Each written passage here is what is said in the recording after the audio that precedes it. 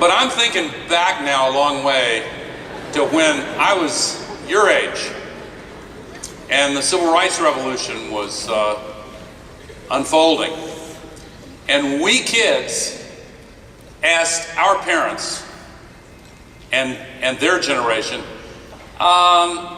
explain to me again why it's okay for the law to officially discriminate against people because of their skin color.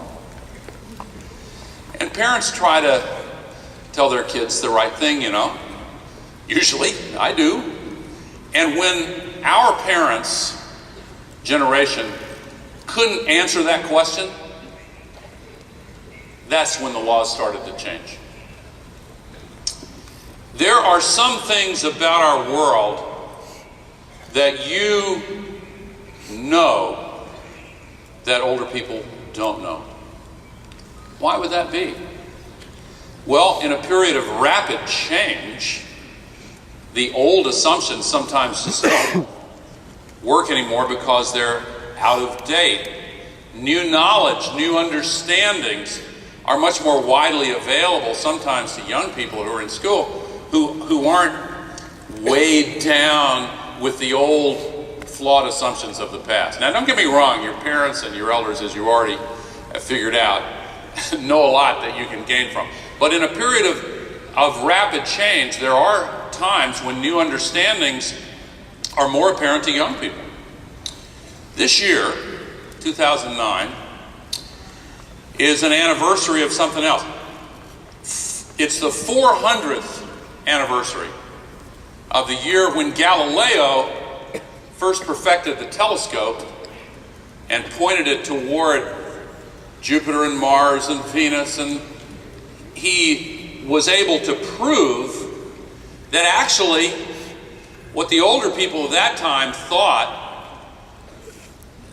namely that the sun revolved around the earth and the earth's the center of the solar system, he said, nah, I'm afraid not, because I can show you now with these measurements, and it's the other way around.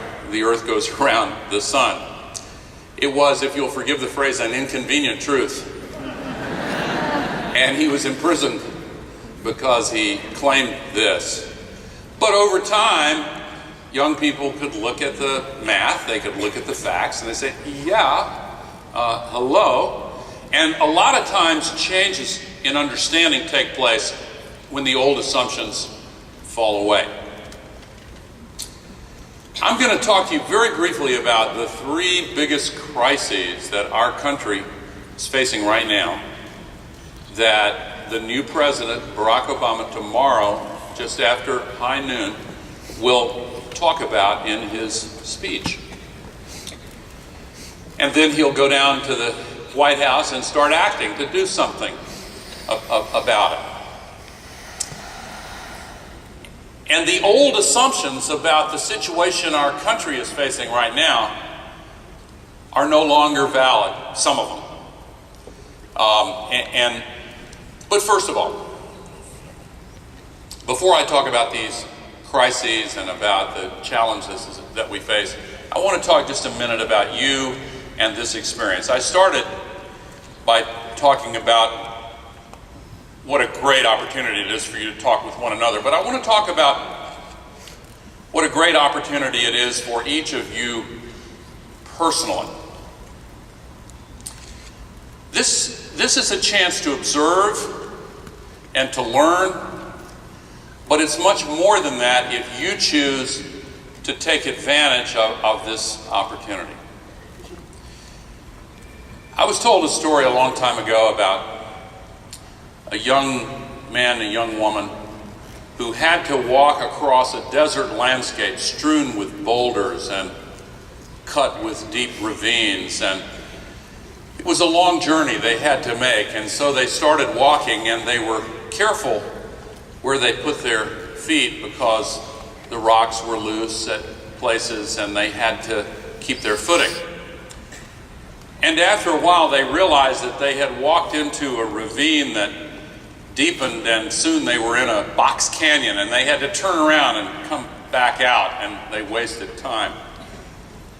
Soon they came upon a giant boulder larger than the others, And they decided to climb up on top of that boulder and look way toward the horizon. And from that vantage point, they were able to get a good sense of the lay of the land and see where other ravines could be avoided. And the path was not exactly straight, but they were able to make out the best path to reach their destination. In the days of your lives, you naturally pay careful attention to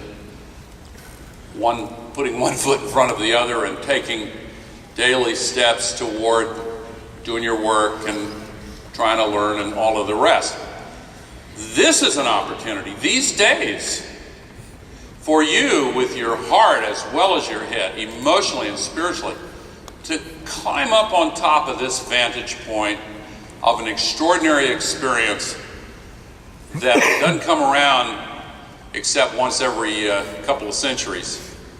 And enjoy the moment and learn from it, but actively participate in looking toward the horizon of your own lives. What path are you going to take? Toward what destination? What goals will you choose? You don't have to choose them today or tomorrow.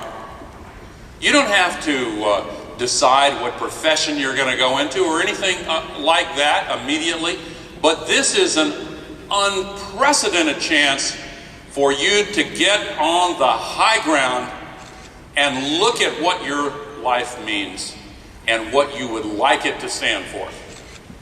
Now, some of you will hear the words I just spoke, and they may be like water off a duck's back. Maybe you're not ready to hear that. But some of you, I hope, will hear those words the way they're intended. This is a great opportunity for you. This is really a time for you to form some deep feelings and commitments about making a difference in your lives. If I had the time, I would tell you a dozen different stories about young people who I've seen make a huge difference in our entire country because they felt passionately about something they knew was right, and they took the time to learn about it, and they then got involved, and they wouldn't take no for an answer, and they made a difference. I've seen it happen. I've seen laws passed by the Congress and signed by the President because initially one young person figured something out, felt very strongly about it, knew they were right, and took the time to learn how to advocate and make a difference. Whatever profession you get into, whatever work you decide to do, whatever experiences you carve out for your lives, become involved as an American citizen. This election and this inauguration, especially tomorrow, is proof that democracy can lift our spirits and make us better than we thought we could be. This inauguration tomorrow is an electrifying redemption of the revolutionary promise that all people are created equal. A lot of people said this couldn't happen. When John F. Kennedy was inaugurated, soon after, he asked that generation of Americans to undertake an audacious undertaking. He set a goal for our country to land a person on the moon and bring that person back safely within 10 years. It's hard to imagine now how impossible that felt at the time. 10 years? But they started. And then 8 years and 2 months later, it didn't even take 10 years, 8 years and 2 months later, Neil Armstrong put his foot on the surface of the moon. As he did so, in that exact moment, in Houston, Texas, in the control room, in Mission Control, a big cheer went up. And the systems engineers in that control room in Houston, Texas, who had made that